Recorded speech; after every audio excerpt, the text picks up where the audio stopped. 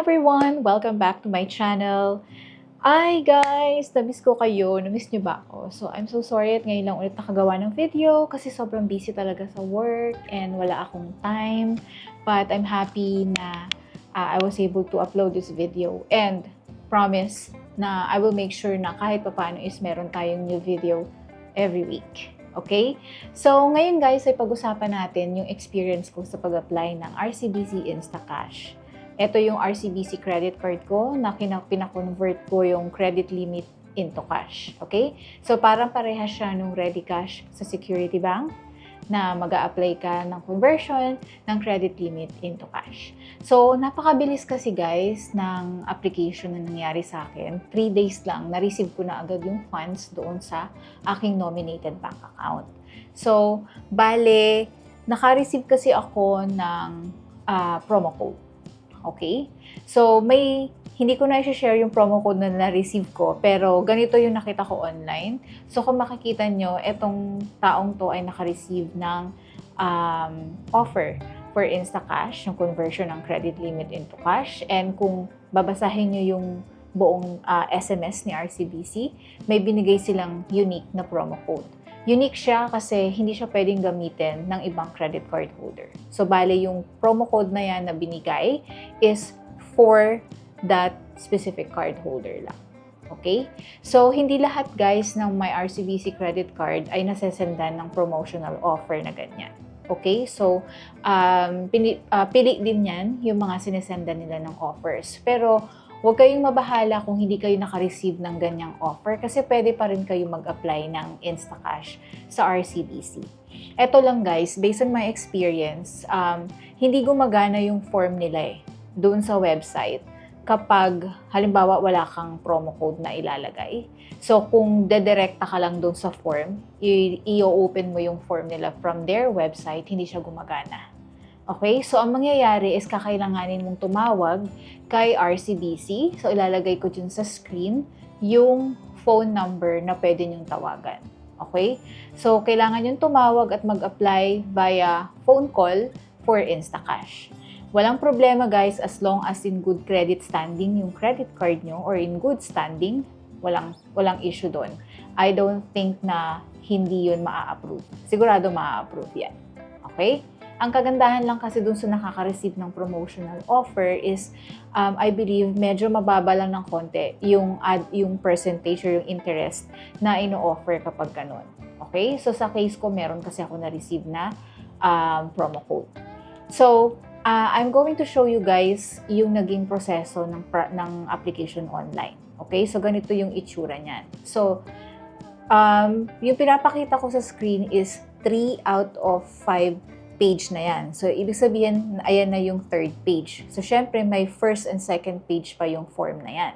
So, yung first page dyan is yung details ng credit card holder. Of course, yung details mo. Name, credit card number, expiration, etc.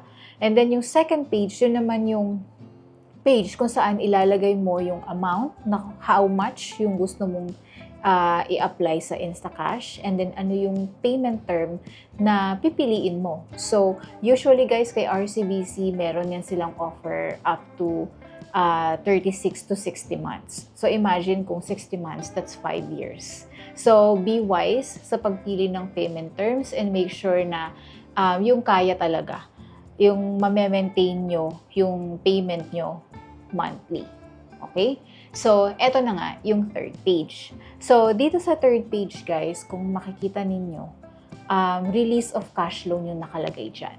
So, release of cash loan, ang pipiliin nyo dyan sa drop-down is either kung meron kayong RCBC savings account, syempre yun na yung piliin nyo. Pero kung wala, kagaya ko, wala. So, ang pinili ko dyan is deposit to other bank. Okay? And then next, yung bank. Saang bangko mo gustong ipasok o pumasok yung iyong Instacash loan. And then, deposit account number, syempre yung account number. Maging mindful kayo dito ha. Make sure na i-triple check nyo kung nailagay nyo ng tama yung bank account number para hindi magkamali. Okay? And then, RCBC bank card account name. So, of course, yung pangalan nyo yan. And then, make sure lang din na yung savings account na papasukan ng Instacash loan ninyo ay under your name din. Okay? Hindi pwede yung savings account ng ibang tao. Okay? And then, kung mapapansin nyo, meron dyang mode of disbursement. So, nilalagay naman nila dyan kung mas mabilis kasi kung papasok sa RCBC savings account, 1 to 2 days lang. Pag non-RCBC, 1 to 3 days. Ako, totoo yung 1 to 3 days, guys. Kasi on the third day, pumasok na yung funds dun sa bank account ko. Next is yung terms and conditions. So, gagawin nyo lang naman dito, scroll nyo lang yan, tapos i-click nyo lang yung may circle na yan. I-acknowledge nyo lang yung terms and conditions, tapos click submit.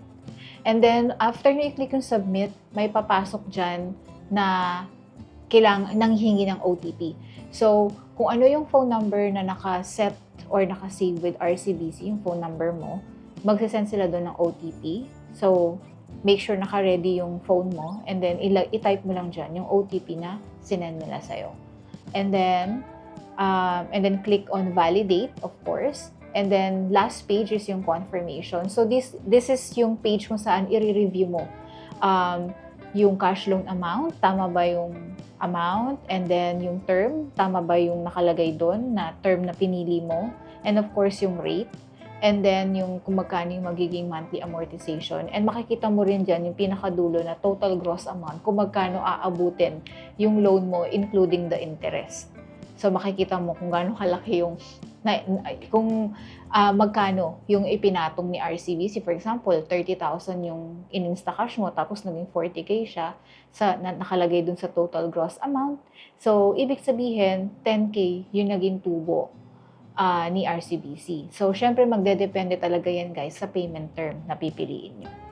Kapag mas matagal, syempre, mas hahaba, mas may stretch yung interest. Pero kung mas maiksi, halimbawa 12 months lang, syempre, hindi ganun kalaki. Kasi 12 months lang eh. Okay? Alright. And then, after mo ma-review yan, pag all goods na, click mo lang yung submit. Okay? And then, by the way, si RCBC ay nagsisend ng SMS at email confirmation upon approval ng inyong Instacash application. Okay? Just wanted to let you know, kung meron kayong RCBC Pulse app, hindi ka makakapag-apply ng Instacash doon. Kailangan doon talaga sa website nila or tatawag ka. Okay? Sa RCBC Pulse app, ang meron lang doon is yung OnlyPay nila. Okay? Ayan. So, basta as long as in good standing yung card mo sa kanila, kahit walang promo code na binigay sa'yo, pwede kang mag-apply ng conversion ng credit limit mo into cash. Hindi ko to nire-recommend kung hindi nyo naman kailangan ng pera. Okay? Kung walang emergency or something. Kasi mahirap yung may binabayaran kang monthly na payment. However, kung may paggagamitan ka talaga ng funds, i-go mo na yung Instacash. And mabilis yung crediting, very flexible. Ayun. Yun lang. That was based on my experience, guys. Okay? So, I hope na makatulong tong video, and don't hesitate to put a comment below if you have any clarification or question. And if you're not yet subscribed, please subscribe to my channel. So that's all. Thank you, guys, and see you again on my next. Bye.